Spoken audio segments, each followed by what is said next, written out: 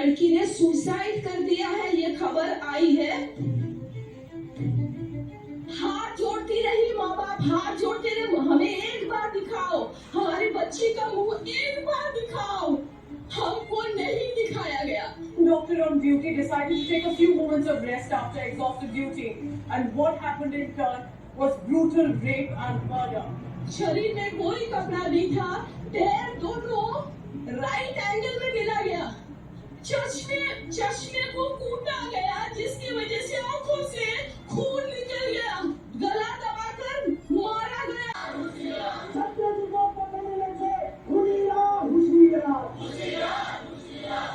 కలకత్తాలో ఉండే RG Kar medical college లో డ్యూటీలో ఉన్న డాక్టర్ మీద జరిగిన దారుణమైన అత్యాచారము, ఆ తర్వాత ఆమె హత్య ఈ ఆక్రోశానికి కారణము. అత్యాచారము, హత్య చేసింది ఒక వ్యక్తి కాదు, అది గ్యాంగ్ రేప్.